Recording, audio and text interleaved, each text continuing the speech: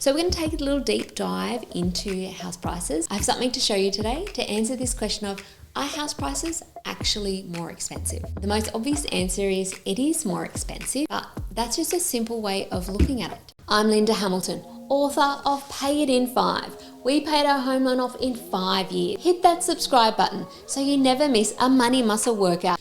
I want to know not just have house prices increased, because yes, they have increased, but income's increased and our dollar value's increased. So how does it compare to how our economy's changed? So stick with it because you might be surprised by the numbers. The first thing I want to do is just start with a point in time. I'm going to start with the year 2011 because that is the year that we purchased our first property. I want to compare, if I was to start again as a first home buyer, what would I do? What would I do in this situation, and how does it compare to when we were actually first home buyers? So I'm picking this time point as 2011 and we're going to start from scratch from there. So the first thing I want to kick off today with is how our dollar has changed over time. Is a dollar worth the same as it was in 2011, or is it worth more, or is it worth less? I'm going to use the Australian dollar as an example. If we start with $1, if $1 was worth $1 in 2011, how much would that same dollar be worth now? So lucky for us, the Reserve Bank of Australia has a dollar value calculator, an inflation calculator. Now you might be wondering, what is that? Now you do know I like a good calculator, so this one I find really useful. It helps us to compare a dollar value from before and now. So if we have $1 in 2011, what is that dollar worth now? Something to note about this inflation calculator is that it can't work it out to today's date, because today is still happening. So it works at the closest quarter within a year. It's not exactly right now, but it's a very close approximate to give us an idea of how money has changed over time. I will try to compare as close to the months as possible as I can. So let's get started. So right now, as I'm recording this, we're in May 2025. So to get us started, I'm going to go with June 2011 because that was around about the time that we purchased our first property.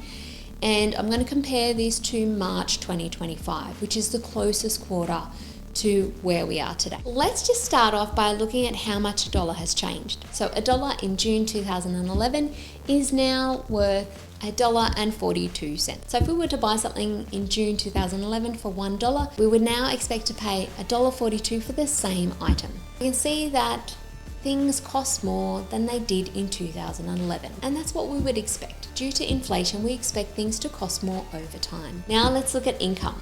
How has income changed over time? We're heading over to the Australian Bureau of Statistics to find out the income of somebody in 2011. Now let's take an ordinary full-time income based on ordinary hours, and we see that this was in May 2011, which is the closest approximate to June 2011.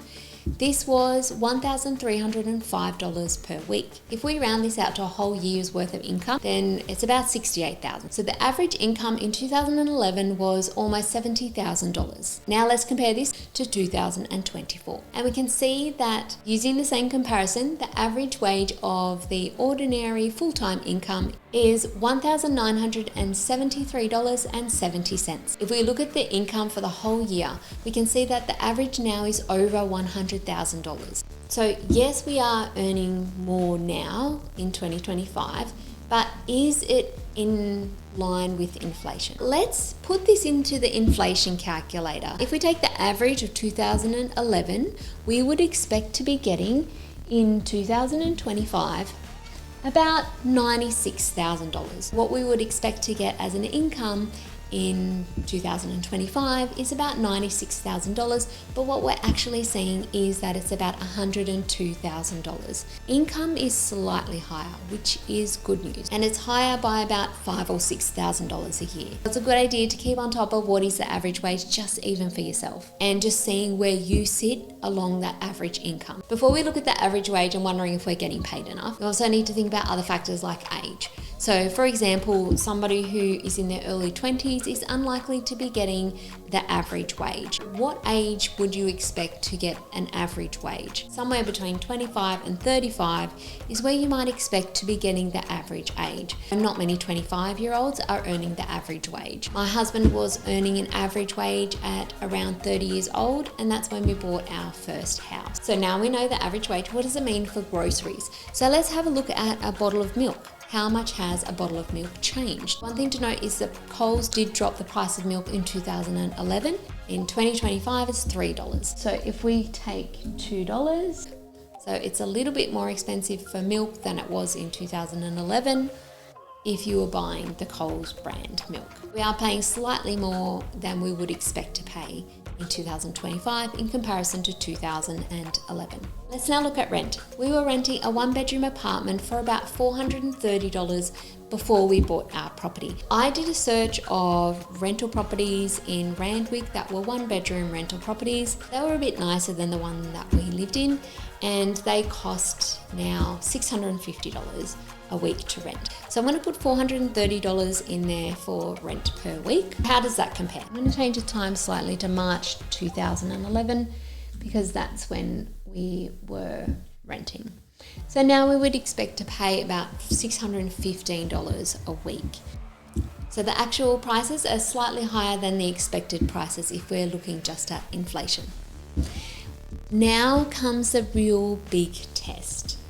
Property. When it comes to house prices, what does this actually look like? Now, let's remember that the prices that we've been looking at, like so for example, the milk or the rent, it's a lot less than what we're paying for houses. So we will see big differences just because it's a bigger amount. So say for example, instead of $2 for milk, we were paying $2 million for milk. We're now paying $3 million for milk.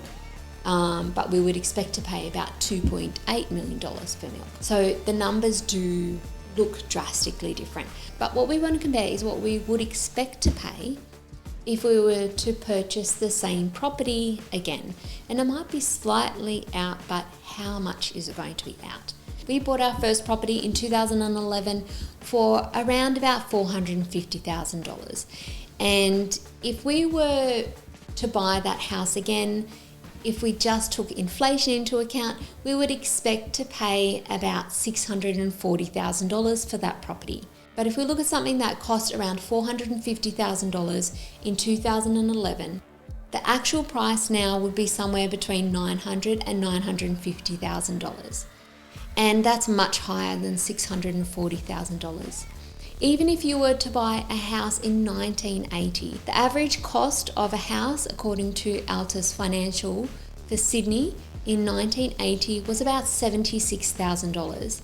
And if we were to buy the same house in 2011, if we were taking inflation into account, we would expect to pay about $300,000. If we were to buy that same house now, we would expect to pay about $420,000. House prices have been growing at a greater rate than inflation over time. You're not just imagining house prices being expensive. House prices are so much more expensive now. They are more expensive now than they were in 2011 when we first bought. And they were more expensive then than they were in 1980. So house prices over time have been getting more expensive. The challenge these days is that young people have a lower than average income, and they're trying to save for a deposit for more expensive houses. And at the same time, they have student loan debts that are higher than they've ever been. My student loan debt was about $13,000 at the time.